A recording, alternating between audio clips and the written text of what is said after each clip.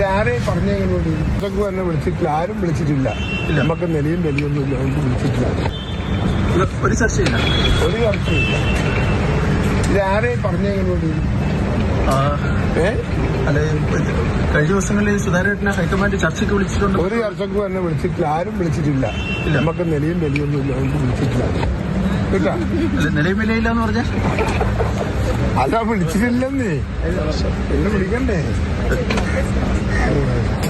പൂജ, K സുധാകരന്റെ ആദ്യ പ്രതികരണം ഇപ്പോൾ മാതൃഭൂമി ന്യൂസിലൂടെ പുറത്തു വന്നിരിക്കുകയാണ്. തനിക്ക് നിലയും വിലയുമില്ല, തന്നെ ആര് ചർച്ചയ്ക്ക് വിളിക്കാനെന്നാണ് കെ സുധാകരൻ ഇപ്പോൾ ചോദിച്ചിരിക്കുന്നത്. തന്നെ ചർച്ചയ്ക്ക് ആരും വിളിച്ചിട്ടില്ല എന്നാണ് കെ സുധാകരൻ ഈ മാതൃഭൂമി ന്യൂസിനോട് ഇപ്പോൾ വ്യക്തമാക്കിയിരിക്കുന്നത്. വളരെ തികച്ചും ഈ നാടകീയമായ രംഗങ്ങളായിരുന്നു ഈ ഡൽഹിയിൽ നടന്നിരുന്നത്. കെ സുധാകരൻ അദ്ദേഹം സാധാരണ ഈ MP എന്ന നിലയിൽ അദ്ദേഹം വരുമ്പോൾ വരേണ്ടത് ഈ വിമാനത്താവളത്തിൽ വരേണ്ടത് VIP ഗേറ്റിലായിരുന്നു. പക്ഷെ അത് ഒഴിവാക്കിക്കൊണ്ട് സുധാകരൻ മറ്റൊരു അതായത് സാധാരണ ജനങ്ങൾ പോകുന്ന ഗേറ്റിലൂടെ പുറത്തേക്ക് പോകുമെന്നായിരുന്നു അറിയിച്ചിരുന്നത്. പക്ഷേ ഏറ്റവും അവസാനം ഈ മാധ്യമങ്ങളുടെ ശ്രദ്ധ തിരിച്ചതിന് ശേഷം സുധാകരൻ ഈ VIP ഗേറ്റിലൂടെ പുറത്തേക്ക് വരികയാണ് ചെയ്തിരുന്നത്. അന്ന് ഞാൻ ഈ സുധാകരന്റെ അതൃപ്തി സംബന്ധിച്ച് ചോദിച്ചിരുന്നു. അതൃപ്തിയിൽ അദ്ദേഹം പ്രതികരിച്ചില്ല. ചർച്ച ഉണ്ടോ എന്ന് ചോദിച്ചു.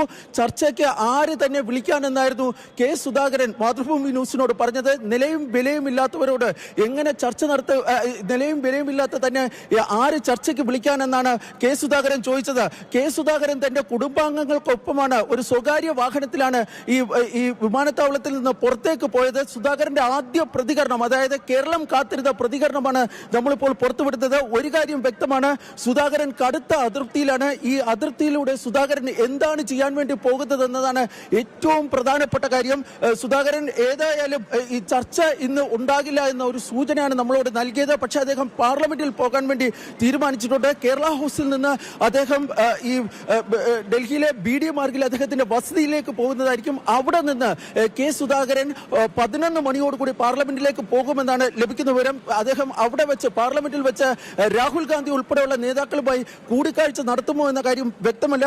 ഏതായാലും ഈ പ്രതികരണത്തിൽ നിന്ന് എല്ലാം വ്യക്തമാണ്. സുധാകരൻ കടുത്ത അതിർത്തിയിലാണ്, രേഖപ്പെടുത്തിയതാണ് എന്നുള്ള കാര്യത്തിൽ ഒരു സംശയവുമില്ല. ഇനിയിപ്പോ ചർച്ചയില്ല എന്നുണ്ടെങ്കിൽ എന്താണ് നേതൃത്വം ചെയ്യാൻ പോകുന്നത്? സുധാകരൻ നീക്കങ്ങൾ എന്തൊക്കെയാണോ? ഒരു അനുനയത്തിന് പോലും നിൽക്കില്ല എന്നുണ്ടെങ്കിൽ അങ്ങേ അറ്റം പ്രതിസന്ധിയിലേക്ക് പോവില്ലേ? തീർച്ചയായും കോൺഗ്രസിന്റെ സ്ഥാനാർത്ഥി നിർണയം അതിന്റെ ചരിത്രത്തിലെ അതിന്റെ ഈ ഘട്ടത്തിലെ ഏറ്റവും വലിയ പ്രതിസന്ധിയിലേക്ക് പോവുകയാണ്. പൂജ, കെ സുധാകരൻ ഉപയോഗിച്ച വാക്കുകളാണ് ഏറ്റവും പ്രധാനപ്പെട്ട കാര്യം. നിലയും വിലയും ഇല്ലാത്തവനെ ആര് ചർച്ചയ്ക്ക് വിളിക്കാനെന്നാണ് സുധാകരൻ ചോദിച്ചിരിക്കുന്നത്. കെ സുധാകരന്റെ ആ വാക്കുകളിൽ നിന്ന് അദ്ദേഹം വ്യക്തമാക്കുന്നത് തന്നെ ചർച്ചയ്ക്ക് ആരും വിളിച്ചിട്ടില്ല.